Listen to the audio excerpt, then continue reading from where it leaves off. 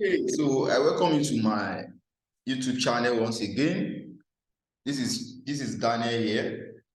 I really appreciate you for always staying around to watch my videos, whereby I normally share tips about Canada relocation. So in this presentation, what I will be sharing with you are 15 must-have documents to process your Canada study visa. So now, after getting admission, after you have secured a school, the next stage is a visa application stage, which can be very difficult if you don't have the proper professional guidance. Okay, so for you to be able to go through this process with no hassle, with no issue, then that is why I'm bringing this video on board. So now, by the way, one of the reasons why your visa may be denied is because if your documents are not complete. Okay, because this is not physical interview. You are filling a form, you are submitting documents. So why visa officers are going through your application, if they find one or two documents and they couldn't find it, they will just put your application aside, and this can lead to visa denial. Okay, so that is why I will be sharing with you 15 must-have documents. By the way, if you are just joining me, if you have not subscribed to this channel, go ahead and subscribe right now. Go ahead and subscribe to the channel.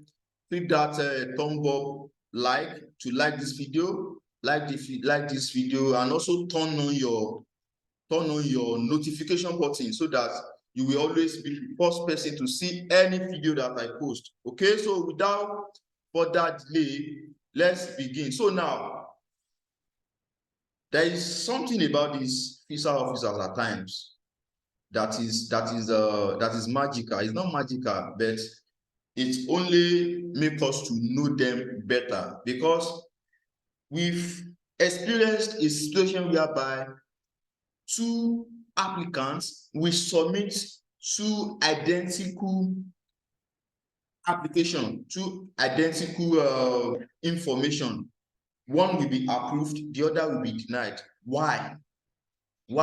No science about it, no magic about it. It only makes us to know better what visa officers are looking for, because when you check very well what this applicant that got approval, when you check very well what he or she include in his application, you'll be able to spot one or two discrepancies between the one that got approval and the one that got denial. So now, at a glance, so far from experience, this is what visa officers normally check out for.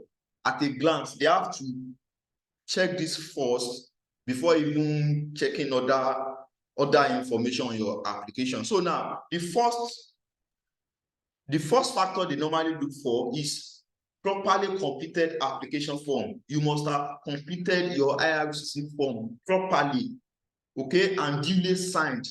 You have to sign it, you have to complete it properly, provide every details on it, and make sure it is properly filled. Okay.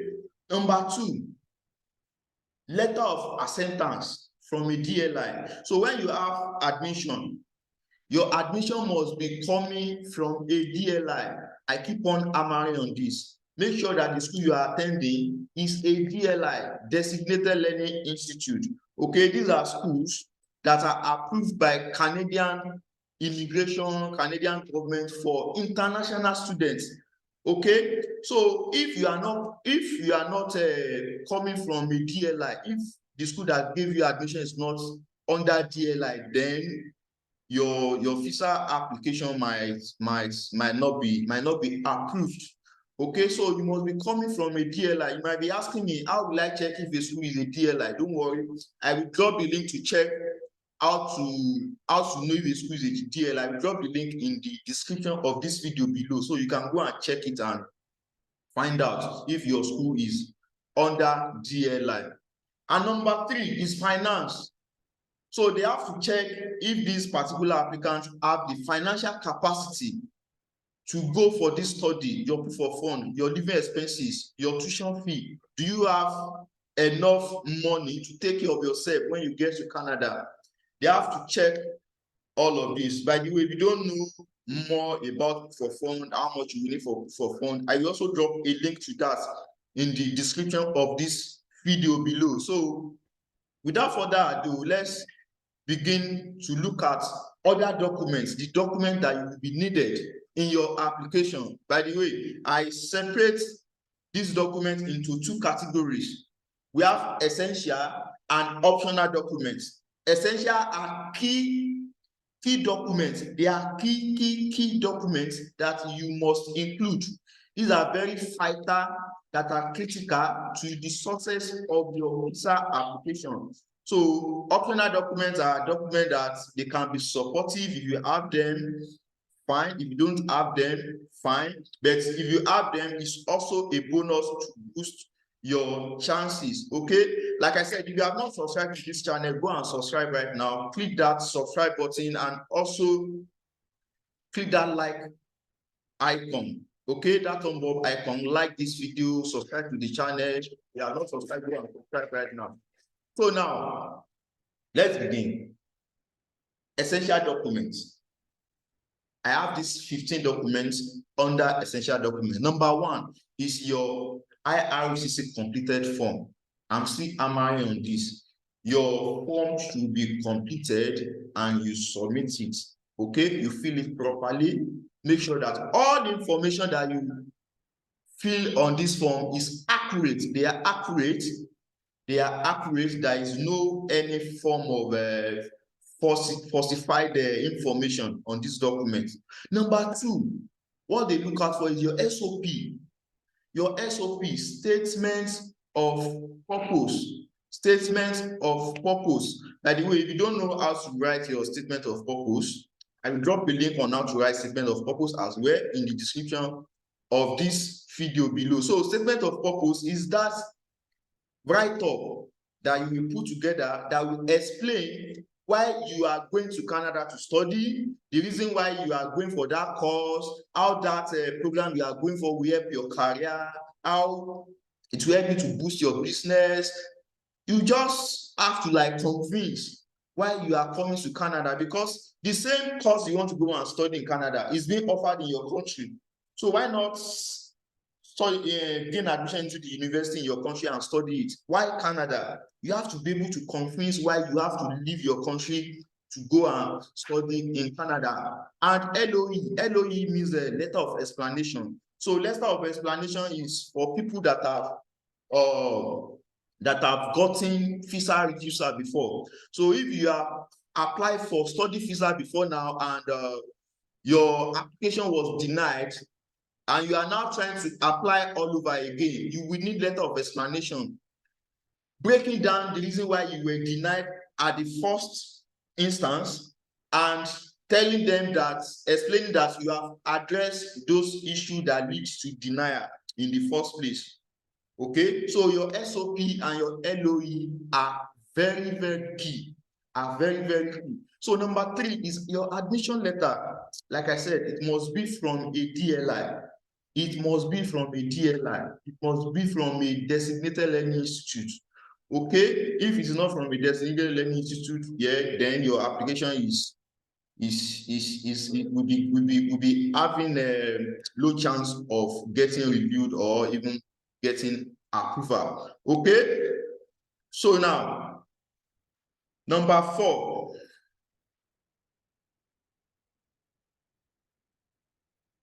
Number four is your certificate. Your certificate. So maybe you are a degree holder, you are HND holder, you are NC holder, you are a college holder, you are no level, O-level school start holder. You have to provide all your certificates. Okay, you have to provide all your certificates. All your certificates, you have to submit a copy of them in your application just to prove that you have this certificate that you claim in your form, that you have master's degree, that you have BSc, that you have HND. You need all these certificates to be included in your application. Okay, number 5 is transcripts. Although transcripts is not 100% important, but if you have it, is a plus. Is a plus. Transcript is that document that shows your academic record in your former school, your former institution, maybe university or polytechnic. So this will give them to have more information about your performance in your previous education. Okay, so number 6 is your CV. Your CV, you need your CV to be in Canadian standards, Canadian format. You have to package yourself, put all your information together and sell yourself. You are selling yourself here. You are selling yourself to visa officers. So CV is part of what you need to sell yourself, to convince them that you are fit, you are competent for the program you are going for, and they should allow you to come to Canada. And number 7 is a proof of tuition deposit. Okay, if the school require, it's not compulsory that you make payment of your school fees before you can apply for visa. No, it's not compulsory. It's not compulsory. But if the school require, show evidence that you have deposits part of your school fees. Okay, show them that you have deposited. Show the evidence, include the documents in your visa application. Okay, number 8, birth certificates. You have to include your birth certificates, make it from a local government, from federal government, which birth certificate you have to prove the date that you are claiming that you get born to. Okay, you need your birth certificate. And number 9 is proof of employment. So if you claim you are currently employed, you currently work with an organization, you have to submit letter of employment to prove that you are truly working, that you are truly employed. So you can include your work ID card if you are employed. If you are currently employed, show the proof that you are currently working. True. So your work ID card, your letter of employment, and all of that should be included. So now, number 10 now, payslip from current employer, usually 6 months payslip of previous 6 months. Okay, previous 6 months of the period of work, of being at work. So payslip that show how much they are paying you, the salary that you receive for the past 6 months and all of that. If you have it, it's a plus. It's a plus. It's a plus. So get your payslip if you are employed. If you are employed. So if you are not employed, don't worry. You don't need to bother yourself. Also, introduction and reference letter from your current employer. So your current employer, where you are currently working, somebody should be able to vouch for you. Somebody should be able to present you, that they can vouch for you, that you are a trustworthy person, you are a serious person. You have to come up with a reference letter from somebody in your current organization where you work. Okay, this is usually your boss, somebody that is above you, okay, in your workplace, somebody of higher position that you have worked under before, maybe your supervisor, maybe your manager. You will need a reference letter from them. Okay, leave approval. Okay, so maybe you want to travel, so you'll be taking leave. You'll be taking leave to go and study in Canada. If you have this letter that shows how you apply for leave and your leave has been approved, present this as well in your application. Okay, present this in your application. If you are not subscribed to this channel, go and subscribe right now. Go and subscribe right now. Go and subscribe right now, and also click that like button. Just like this video and also subscribe to this channel and turn on the notification button just to be the first person to always see every video that I post. Okay, so now number 13, your international passports. Nobody should even tell you about this. You need it. How will you prove you are coming from your home country? How will you prove? You need your international passports, okay? Visa page, if there is any. Where your international passport is key, valid international passports. Okay, number 14, proof of fund. Proof of fund. Here we are talking of bank statements, okay, proof of sponsorship, if you are using sponsorship, if you are using investment certificates. How will you prove that you have enough money, you have the financial capacity to sponsor your education in Canada? That when you get to Canada, you will not go and become a liability on the government over there. You have to be able to prove this, okay? Show evidences, physical evidences that you have what it takes. By the way, if you don't know how much it will take, if you don't know how much proof of fund that you will need for this process, I will also drop a link to details about how much you will need for proof of fund, what you need to know about proof of fund. I will drop details in the description of this video below, okay? Number 15 is your marriage certificate. Marriage certificate. So if you are married, you have to also include this. You have to include this. And if you have kids, you have to show their, maybe you want to relocate with them, you have to show their birth certificate, you have to show their proof of your proof of parentage, proof of every information that you submit about your kids. That is if you are relocating with your kids, okay? So if you are married, you need marriage certificate as well. So this section is for essential documents. So now let's go to optional documents now. So now optional documents, like I said, is a plus. If you have them, if you don't have them, it's fine as well. It's fine as well. Okay, so first optional document here is tax clearance certificate. So if you have tax clearance certificate from the government of your state, you can include it that you are a bona fide legit citizen that used to pay his or her taxes, okay, every time accurately.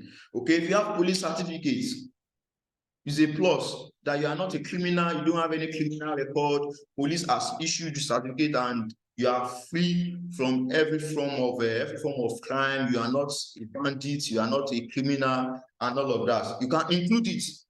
Okay, NYSC certificate. If you are coming from Nigeria, you know what I mean by NYSC certificate. If you have it, it's a plus. It's a plus. Okay, set of origin certificate. Prove that you are coming from a particular local government in your country. If you have it, you can include it. You can include it. It's a plus. All these are supporting documents that encourages visa officers to go through your application, and it boosts your chances of getting your visa approved.